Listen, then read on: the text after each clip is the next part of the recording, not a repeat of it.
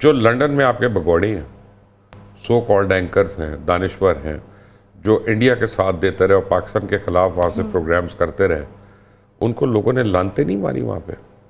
I think यहाँ पे पिछले दिनों एक डिस्कशन चल रही थी कि क्या उनके चैनल्स को यहाँ पे बैन करना चाहिए, लेकिन मुझे ऐसा लगता है कि इस पूरे एक हफ्ते के दौरान जो जंग का था, वो लोग जो उनको ब्लाइंडली फॉलो करते थे उनकी आंखें भी खुल गई हैं।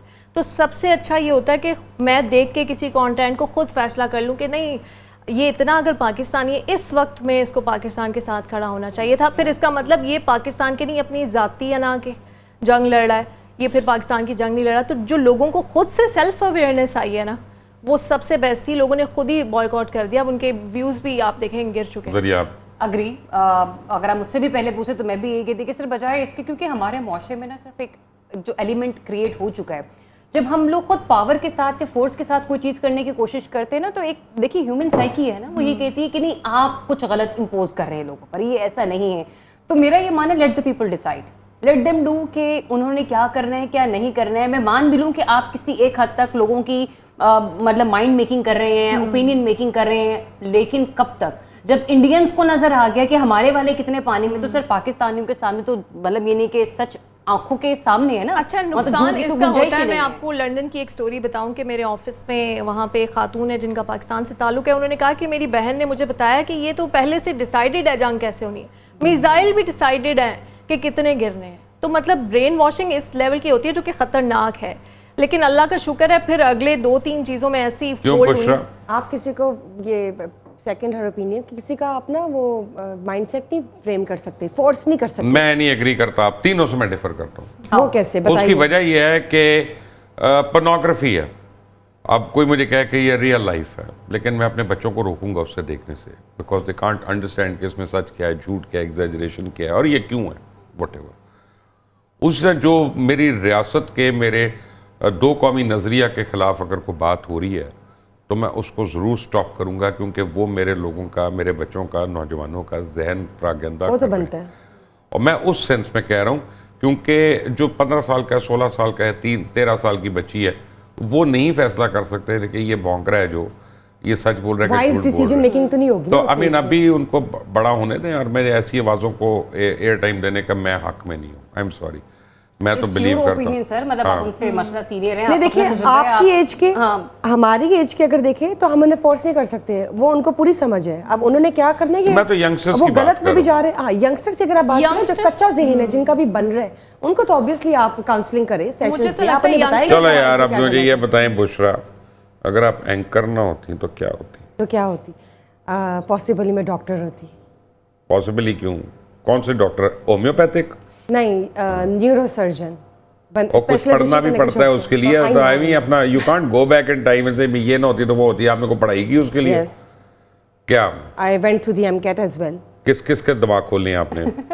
एमकेट करके बस दिमाग तो अपना ही खोला। आई तो क्यों नहीं बनी? आप क्यों नहीं डॉक्टर बनी? क्योंकि एक तो जब मैंने एमकेट देना था ना दिस ईयर, तो वो निकल गई डेट, तो वो मेरा एक पूरा साल जो था ना वो ऑटोमेटिकली स्किप हो गया। तो उस साल को मैंने बचाने के लिए बैचलर्स में एडमिशन ले लिया। बैचलर्स में मार्क्स अच्छे आए, मेरिट पे मेरा एमएससी में चला गया, लेकिन अभी वहाँ पे गेम ख़त्म नहीं हुई थी। My father still he was determined and he was very consistent to see me as a doctor, so he got my admission into a medical college. Get married to one. ये doctor से शादी कर लें। नहीं, doctor ही चाहिए ना उनको घर में, तो इसी तरह डॉक्टर आ जाएगा आराम से। नहीं करनी। अच्छा तो सर, ये आपका तो मुझे पता है ये क्या होती है क्या नहीं होती, तो आप बता दें, मैं आप आऊँगा आप तक। अच्छा, आई थिंक मैं आर्मी में होती। आर्मी में मुझे लग रहा है आप डाडी लग रही है मुझे। तो पुलिस में तभी भी आपको भर्ती करा सकते हैं करवा दे, लेकिन ये होना चाहिए ना, हमारी आर्मी को देखना चाहिए मजीद खवातीन को रिप्रेजेंट। काफी आ रही हैं मजीद हमारे जिस दौर में मैं बड़ी हो रही थी ना, उस दौर में थोड़े कम, सिर्फ डॉक्टर की हद तक होता था। नर्सेस थी, डॉक्टर्स थे, हाँ। तो मजीद भी हमें भी लड़ने का मौका दिया जाए। जरिए आपसे नहीं पूछना, जरिए आपका पता है। अच्छा आप बताएं, मैं एंकर ना होती तो मैं क्या होती? आई थिंक आप परफॉर्मिंग आर्ट्स में होती। You could have been an actress. अच्छा, मैं हैरान हूँ, मुझे बहुत सारे लोग यही कहते हैं। सर जब मैं मॉर्निंग शो कर रही थी ना, तो मेरे कंटेंट पर ग्रिप देखकर ना मेरे दाएं बाएं के लोग कहते थे, इवन मेरे प्रोड्यूसर्स कहते थे आप अपने करंट अफेयर में वापस चली जाएं।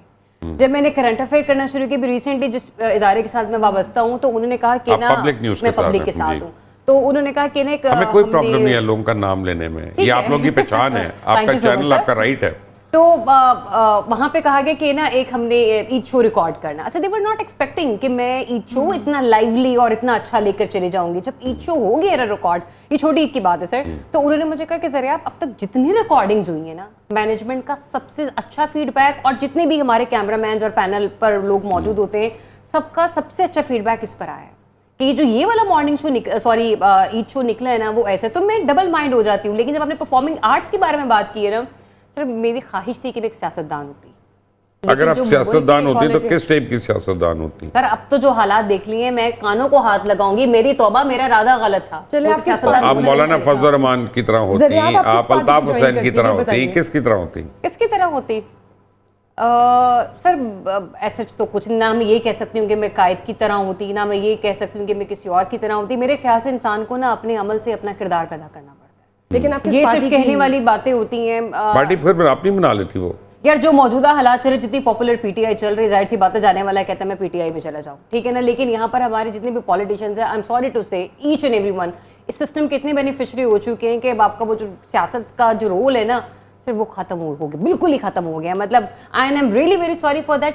अगर मैं जर्नलिज्म के हवाले से भी बात करूँ ना, तो जो जर्नलिस्ट बहुत ज़्यादा अलाइन है किसी भी लाइन के साथ और उसके पास कोई भी अंदर की खबर है, तो वो अपने आप को जर्नलिस्ट कहते हैं। वरना नीलम ने भी नाइट शिफ्टें की हुई हैं, नीलम मैंने भी रगड़ा खाया हुआ है, बुशरा आप भी कहीं ना कहीं खा रही होंगी, तकलीफें हमने बहुत बर्दाश्त की हैं। लेकिन हम लोग 11 साल में वहाँ पर नहीं पहुँच सके जहाँ पर आज कुछ ऐसे साफ़ी भी हमें नज़र आते हैं 2 साल में बैठ कर किसी और के साथ प्रोग्राम होस्ट कर रहे होते थे। आज आप उनको देखें, खुद प्रोग्राम होस्ट कर रहे हैं, खुद मेन फेस बने हुए हैं। मतलब I am really very sorry.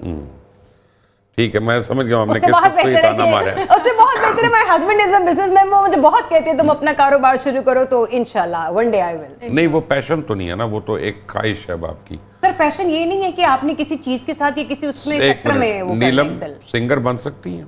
नहीं, कभी क्यों? नहीं। मैं लोगों के साथ इतना बुरा नहीं कर सकती। अच्छा, ठीक है। आप सिंगर बन सकती हूँ। बन सकती हैं। आप तो अच्छा गाती भी हैं, मैंने तो आपका गाना सुना हुआ है। Yes, and I remember that. तो आप अपना, by the way, I mean, जो मैंने बताया नहीं लोगों को, ये कंपोजर भी हैं और पोइटिस्ट भी हैं। ये पोइट्री भी खुद करती हैं और अपनी पोइट्री को कंपोज भी खुद करती हैं। तो that is a remarkable thing. आपको वैसे परसू करना चाहिए।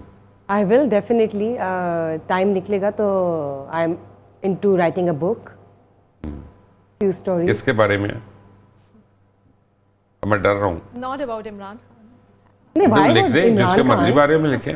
Why? लेकिन what type of a book is that? नहीं, ट्रू स्टोरी पे होनी चाहिए। ये इमेजिनेशन और इमेजिनरी तो नहीं, लेकिन reality based. Social topic select करेंगी या कुछ और? सोशल टॉपिक भी हो सकता है। अच्छा नहीं, before that when I was in university तो I was writing a short story which was based on real life. अच्छा। लेकिन somehow by a stroke of luck I would say it was a bad luck कि वो गुम गए मेरे ना writing. Hard copies का तब ज़माना था। फिर मैंने बीच में ब्रेक ले ली। लेकिन अब since I have stepped into 2 सवाल पॉलिटिकल आपने पूछ ली ऑलरेडी। अब मुदस्सिर ने मेरे तनख्वाह से 32 रुपए काट के आपको भेज देने की है, तो इन्होंने पूछे सवाल, आपने पूछे नहीं है इनसे। मैं जानता हूँ उसको, ये सारे ऐसे करेंगे।